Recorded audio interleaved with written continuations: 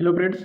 तो आज हम रियल नंबर के कुछ प्रॉब्लम बचे थे, तो जो प्रॉब्लम है तो पढ़ने वाले देखो। सबसे पहले हम पिछला वीडियो डेसिमल नंबर का था, उसमें क्या पढ़े थे हम? टर्मिनेटिंग और नॉन टर्मिनेटिंग पढ़े थे।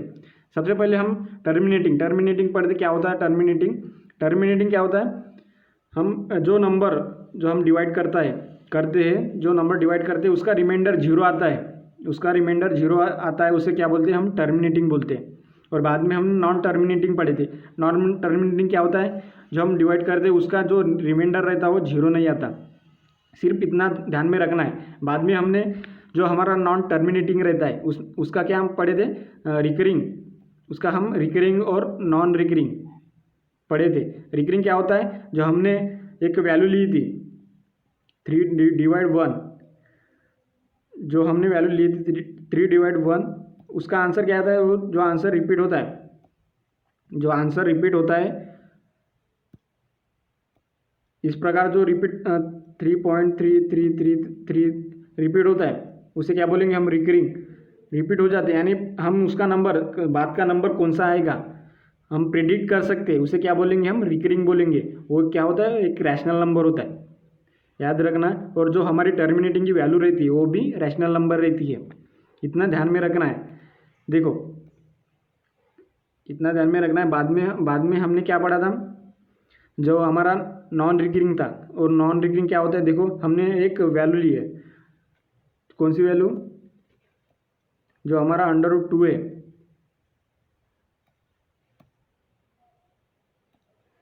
जो हमारी √2 है, उसकी वैल्यू के क्या है? उसकी वैल्यू है 0.14123, ऐसे कुछ तो भी है। वो नंबर हम प्रेडिक्ट नहीं कर सकते।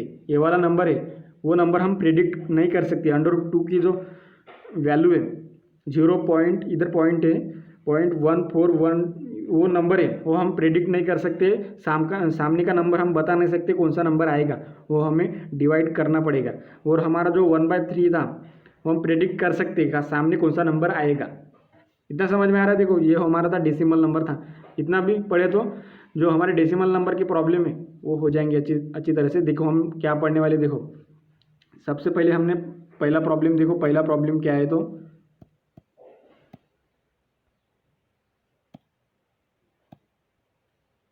जो हमारा पहला प्रॉब्लम है, sum of two irrational need not to be irrational. यानी क्या होता है? देखो, ऐसे यानी टू नंबर, हमारे जो टू इरेशनल नंबर है वो जरूरी नहीं है क्या वो इरेशनल ही होगा। जो हमारे टू इरेशनल नंबर है कि जरूरी नहीं है वो इरेशनल ही नंबर होगा, वो रैशनल नंबर भी हो सकता है। देखो, पहला हम इरेशनल नंबर लेते हैं। ये वाला पहला हमारा इरेशनल नंबर है। क्या क्या है हमारा पहला इरेशनल नंबर? 2 + √3। ये हमारा पहला इरेशनल नंबर है। दूसरा इरेशनल नंबर देखो क्या है? दूसरा हमारा इरेशनल नंबर है 4 - √3। इसका क्या करते हैं? हम एडिशन करते हैं। देखो, इसका एडिशन जब करेंगे तो क्या आएगा? देखो, जब हम 2 + √3 + 4 - √3 इसका जब प्लस करेंगे तो क्या होगा? देखो, इसका इधर का +√3 और इधर का -√3 कैंसिल हो जाएंगे। क्या बचा? 4 और 2। इसका एडिशन क्या आएगा? 6 आ जाएगा। और 6 क्या है?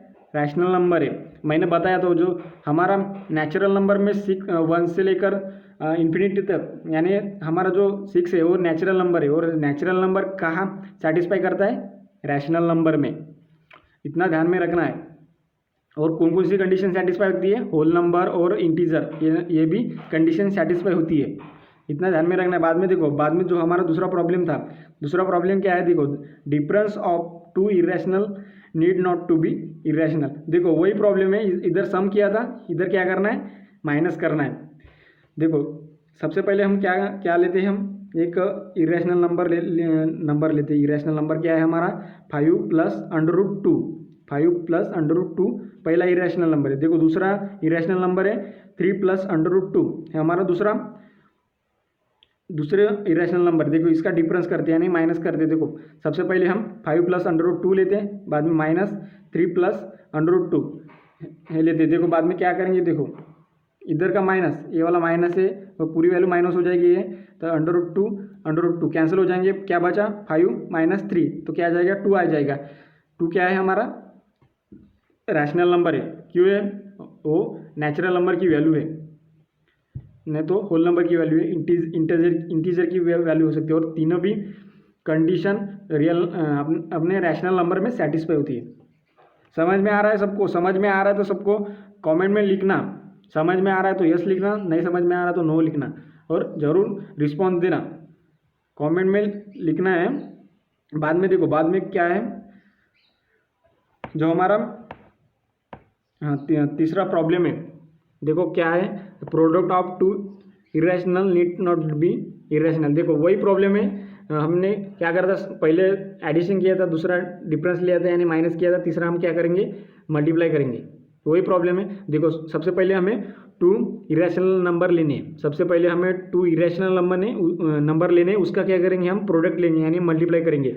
देखो सबसे पहले हम क्या, पहला इरेशनल नंबर है हमारा अंडर रूट 2, और दूसरा भी क्या है हमारा अंडर रूट 3, सॉरी थोड़ा गलतियों से हो गया, अंडर रूट 2 बोला था मैंने, हमने कौन सा लिया था अंडर रूट 3, दूसरा भी अंडर रूट 3 है, उसका प्रोडक्ट लेंगे तो क्या आएगा, उसका प्रोडक्ट करेंगे यानी मल्टीप्लाई करेंगे तो क्या क्या हो जाएगा अंडर रूट 9 क्या है, अंडर रूट 9 एक परफेक्ट स्क्वायर है, अंडर रूट 9 एक परफेक्ट स्क्वायर है, इसलिए क्या आ जाएगा 3 आ जाएगा, और क्या होगा एक रैशनल नंबर हो जाएगा, वो रैशनल नंबर हो जाएगा। और बाद में क्या है, बाद में वो एक प्रॉब्लम लेंगे, उसमें एक प्रोडक्ट का, देखो ये एक इरेशनल नंबर है अंडर रूट 2, और बाद में एक इरेशनल नंबर है अंडर रूट 5, उसका प्रोडक्ट लेंगे, ऐसे करेंगे under root 2 into under root 5, तो इसका प्रोडक्ट आएगा अंडर रूट 10। ये जरूरी नहीं है कि हम 2 इरेशनल नंबर लेंगे तो उसका वैल्यू, उसका आंसर रैशनल नंबर ही आएगा, वो उसका आंसर इरेशनल नंबर भी आ सकता है, इतना ध्यान में रखना है। हमने जो वैल्यू ली है, समझ लेना, जो हमने वैल्यू ली है, सम किया डिफरेंस किया, वो भी सम किए तो उसका भी आंसर इरेशनल नंबर आ सकता है। हमने वैल्यू जब चेंज किए उसका भी आंसर क्या आ सकता है, इरेशनल आ सकता है। देखो इतना ध्यान में रखना है, इसलिए सॉल्व करते समय जो वैल्यू है हमारी, वो वैल्यू है वो ध्यान में रखना है, वो परफेक्ट स्क्वायर है क्या नहीं है, वो ध्यान में रखना है। जो हमारा 10 है अंडर रूट 10 है, क्या परफेक्ट स्क्वायर है क्या नहीं है, इसलिए क्या होगा, वो इरेशनल नंबर होगा, क्या होगा इरेशनल नंबर होगा। समझ में आ रहा है सबको? देखो हम बाद में जो प्रॉब्लम है हमारा, बाद का प्रॉब्लम है जो हम पढ़ने वाले, देखो कौन सा प्रॉब्लम है, तो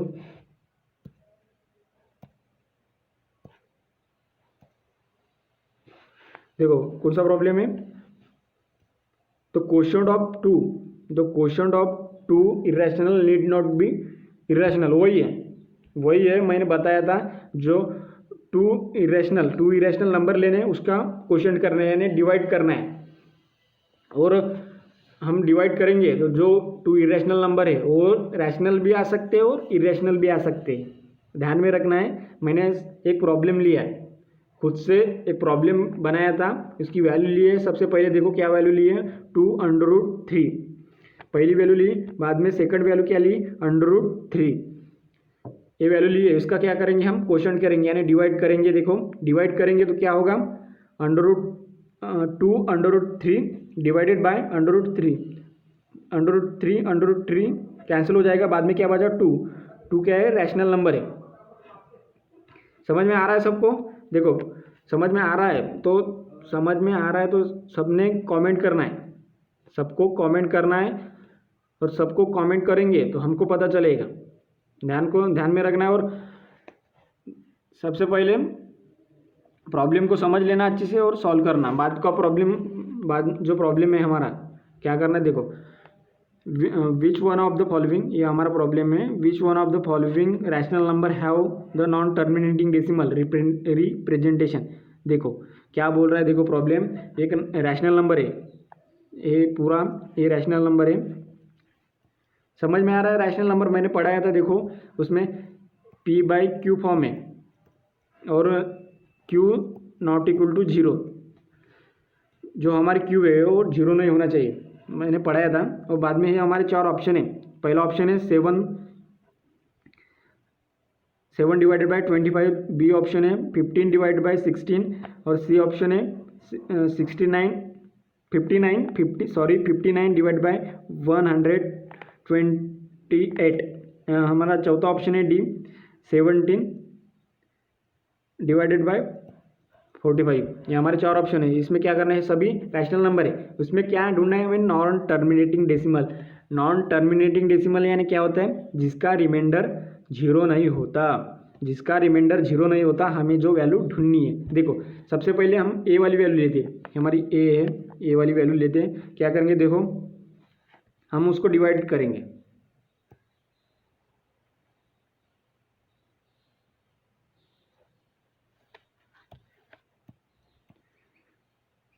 ट्वेंटी फाइव डिवाइडेड बाई 7। सबसे पहले हम लेते इसका, क्या करते वो,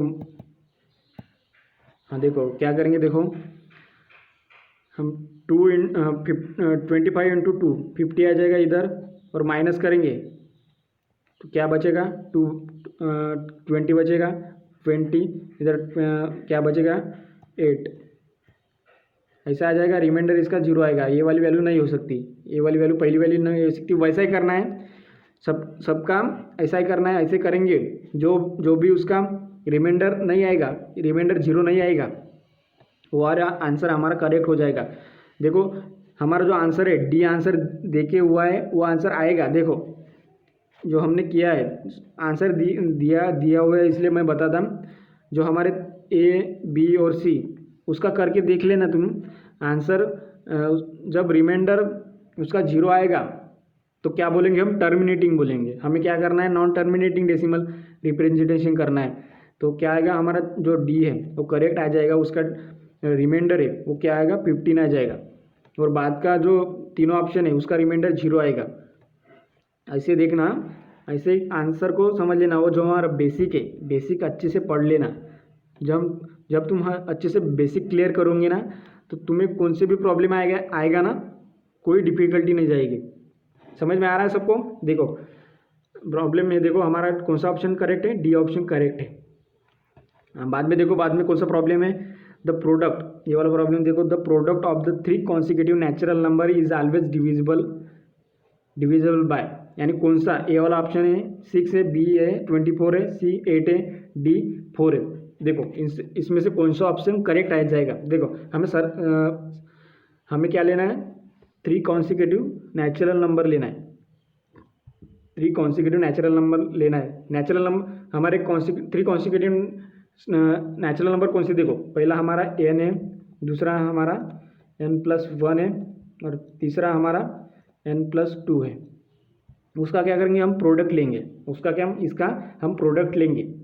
समझ में आ रहा है। देखो जो हमारा आंसर, देखो इसमें क्या करें हम, 3 कॉन्सिक्यूटिव नेचुरल नंबर, 3 के कॉन्सिक्यूटिव नेचुरल नंबर है। बाद में हम प्रोडक्ट निकालने वाले, प्रोडक्ट निकालने के लिए क्या करेंगे, हम इसका मल्टीप्लाई करेंगे।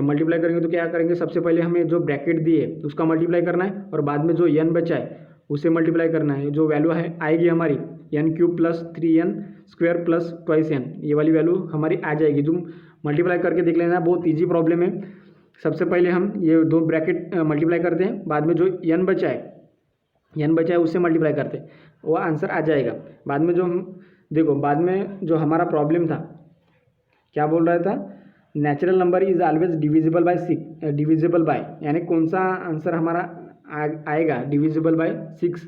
यानी जो हमने जब वैल्यू पुट की है, जो हमारा n है उसकी वैल्यू जब 1 पुट किया, n की वैल्यू जब 1 पुट किया, तो p की वैल्यू क्या आएगी, जो हमारा p है, ये वाला p है, तो p की वैल्यू क्या आएगी, देखो हमने 1 जब पुट किया तो p की वैल्यू क्या आएगी, 6 आएगी।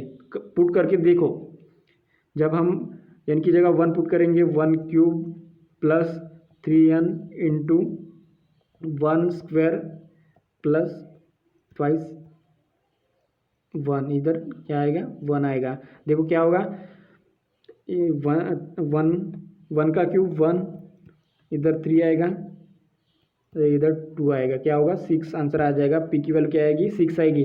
वैसे ही करना है हमें। सबसे पहले हमें 3 कॉन्सिक्यूटिव नंबर लेने, उसका प्रोडक्ट यानी मल्टीप्लाई करना है। मल्टीप्लाई करने के बाद जो हमारा एन की वैल्यू मिलेगी उसमें क्या करना है, जो हमारे डिविजिबल होगा जो नंबर आएगा, हम कॉन्सिक्यूटिव यानी नंबर लिए थे, बाद में क्या करेंगे जो हमारा एन की जगह हम 1 पुट करेंगे। जो हमारी वैल्यू आएगी क्या आएगी 1 जब पुट करेंगे तो क्या आएगी 6 आएगा। बाद में जो ये हो गया था, बाद में देखो बाद में हम एन की जगह 2 पुट करते हैं। 2 पुट किया तो क्या आ जाएगा 2 की जगह हम एन की जगह 2 पुट करते हैं तो क्या आ जाएगा देखो 2 क्यूब प्लस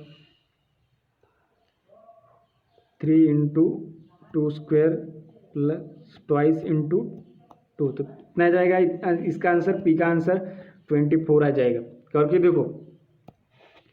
करके देखो तुम, 2 का आंसर क्या आ जाएगा 24, ये हमारा वैल्यू आ जाएगी। बाद में देखो, बाद में हम 3 लेते तो पी की वैल्यू क्या आ जाएगी 60 आ जाएगी।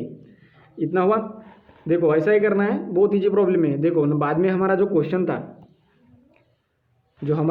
क्या बोल रहा था, ये वाला देखो क्या बोलता है, ऑलवेज डिविजिबल बाय, यानी क्या होता है देखो ऑलवेज डिविजिबल बाय क्या होता है, वो जो हमारा पहला नंबर था ये वाला नंबर, वो नीचे वाले नंबर से डिविजिबल हो रहा है क्या। वो जो हमारा नंबर है 6, जितने भी नीचे नंबर आएंगे वो नंबर 6 से डिविजिबल होते क्या, करके देखो अच्छे से होते। जो हमारा 24 है 6 से डिविजिबल है, 60 भी डिविजिबल है, बाद के नंबर आएंगे वो भी डिविजिबल होंगे। इसलिए हमारा कौन सा आंसर करेक्ट आ जाएगा 6 आंसर हमारा करेक्ट आ जाएगा। समझ में आ रहा है सबको। देखो बाद में हम नेक्स्ट प्रॉब्लम लेते हैं। नेक्स्ट प्रॉब्लम क्या है हमारा, देखो इफ ये वाला प्रॉब्लम देखो, if 25 is divided by 7 then there exist 2 other unique non negative integer q and r, find the value of q and r। देखो क्या बोल रहा है, देखो प्रॉब्लम, यदि हम 25 को 7 से डिवाइडेड किया जाता है तो, यदि हम 25 को 7 से डिवाइडेड किया जाता है तो वहाँ दोनों जो हमारे नॉन नेगेटिव इंटीजर है, वहाँ दोनों हमारे नॉन नेगेटिव इंटीजर है q and r, जो हमारे जो वैल्यू निकालने वाली है q and r की, वो पॉसिबल वैल्यू क्या होंगी वो हमें ढूंढना है। जो हमारा प्रॉब्लम ही बोल रहा है, देखो हम सबसे पहले क्या करना है, हमें 7 डिवाइडेड बाय 25 ऐसे डिवाइड कर लेना है। देखो क्या होगा 7 3 जा 21, 7 3 जा 21, क्या बचा है हमारा रिमाइंडर, क्या बचा है रिमाइंडर, एक क्वेश्चन क्या होगा। देखो एक बता था क्या था, यूक्लिड डिवीजन लेमा, ये वाला प्रॉब्लम है यूक्लिड डिवीजन लेमा पे। इस प्रकार जो हमारा है, तुम गूगल पे देखो,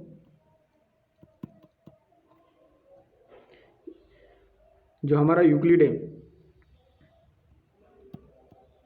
Euclid division lemma,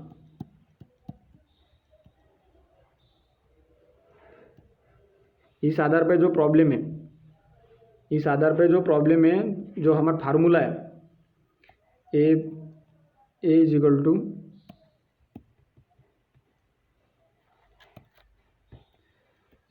to B Q plus R. देखो इसमें से ए क्या है, ए हमारा डिविडेंड है, बी हमारा डिवाइजर है, क्यू हमारा कोशंट, और आर क्या है रिमाइंडर, आर हमारा रिमाइंडर है। इसमें से देखो वही प्रॉब्लम है, इसमें से क्या देखना है, यूक्लिड डिवीजन लेमा जो हमारा फार्मूला है, ये फार्मूला है, उसी आधार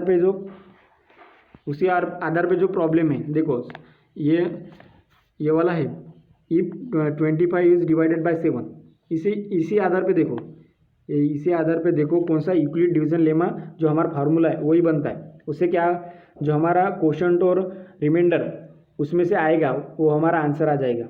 हमारा आंसर कौन सा है 3 क्वेश्चन 3 है और रिमाइंडर क्या है 4 है, तो आंसर हमारा बी आंसर करेक्ट आ जाएगा। समझ में आ रहा है सबको? समझ में आ रहा है ना? देखो बाद में जो हमारा प्रॉब्लम है उसी आधार पे, बाद में जो हमारा प्रॉब्लम है उसी आधार पे है। देखो क्या कर दे उस प्रॉब्लम में,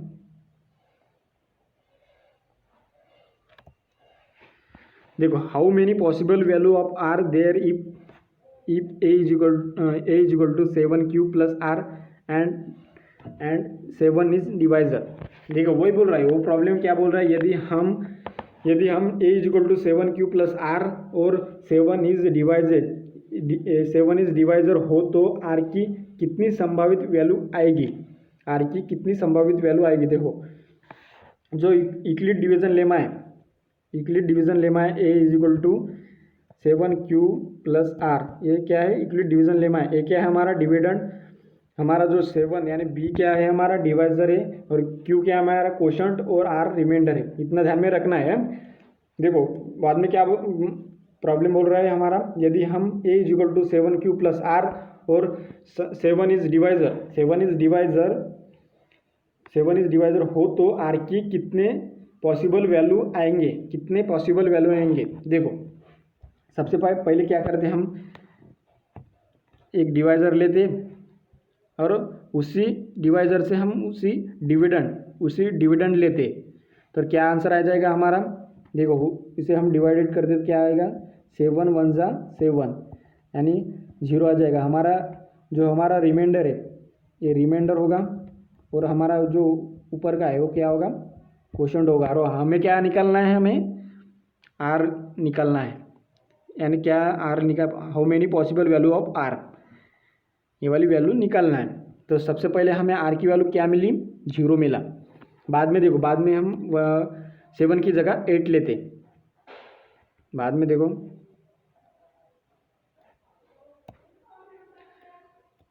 हमारा डिवाइजर 7 है और बाद में हम डिविडेंड हमारा 8 लेते, तो क्या आ जाएगा 7 1 जा 7, रिमाइंडर क्या बचा हमारा 1 बचा, रिमाइंडर क्या होगा हमारा आर और क्वोशंट 1। हमें क्या निकालना है, सिर्फ रिमाइंडर यानी आर की कितनी पॉसिबल वैल्यू होंगी। देखो आ रहा है समझ में, इतना हो गया। अब बाद में हम 8 लिए तो क्या रिमाइंडर आएगा 1 आ जाएगा। बाद में ऐसे ही 9 के लिए लेना है, 10 के लिए लेना है, 11 12 के लिए, 13 के लिए, और यहाँ तक लेने के बाद कितने पॉसिबल वैल्यू होंगे हमारे, कितने पॉसिबल वैल्यू हो जाएंगे। जो हमारा आंसर है देखो इसमें देखो कितने पॉसिबल वैल्यू होंगे, 0 आएगा, 1 आएगा, 2 आएगा, 3 आएगा, 4 आएगा, 5 आएगा। ये क्या है, सिर्फ रिमाइंडर, क्या है रिमाइंडर, हमें सिर्फ रिमाइंडर ही निकालना है। हमने जो पहला पढ़ा था, ये वाला प्रॉब्लम पढ़ा था, उसमें क्या हमें क्वोशंट भी निकालना था और रिमाइंडर भी निकालना था। समझ में आ रहा है ना सबको। देखो बहुत ईजी प्रॉब्लम है, जो हमारा यूक्लिड डिवीजन लेमा है उसी आधार पर प्रॉब्लम है, बहुत ईजी प्रॉब्लम है। वैसे निकाल लो जो हमारा आंसर आया है आर का।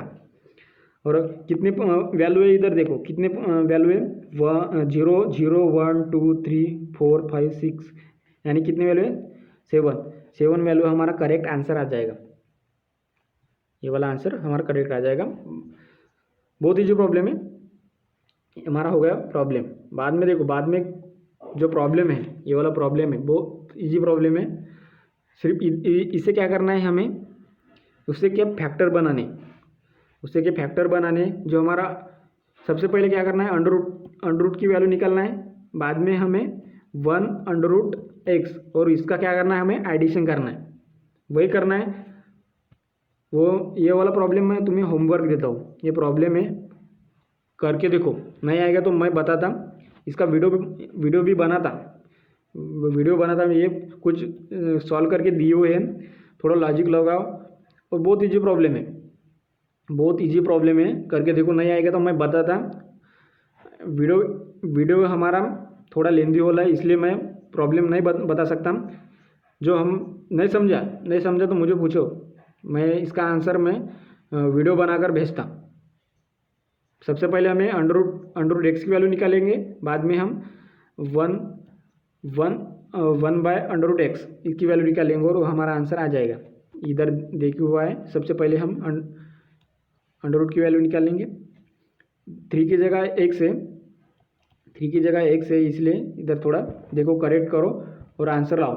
और बाद में जो हमारा लास्ट प्रॉब्लम है, the sum of 2 irrational number is, देखो sum of 2 irrational number, 2 irrational number लेंगे हम, 2 इरेशनल नंबर लेंगे तो उसका आंसर क्या आएगा, देखो हमने निकाला था, देखो हमने 2 इरेशनल नंबर लिए, तो 2 इरेशनल नंबर लिया था, उसका आंसर क्या आएगा, हमारा रैशनल नंबर आएगा, देखो आएगा ना।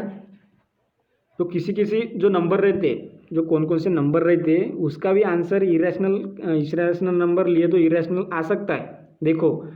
और सबसे ज़्यादा पॉसिबिलिटी यही रहती है कि जब इरेशनल नंबर का सम करते, 2 इरेशनल नंबर का सम करते, तो पॉसिबिलिटी क्या रहती है, रैशनल नंबर की आने की रहती ज़्यादा।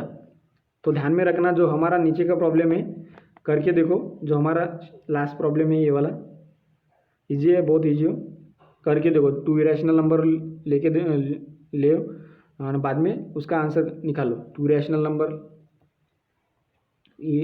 नंबर क्या आएगा, इसका रैशनल नंबर आएगा, इरेशनल नंबर आएगा, इंटीजर आएगा या बोथ आएगा, ए और बी, करके देखो।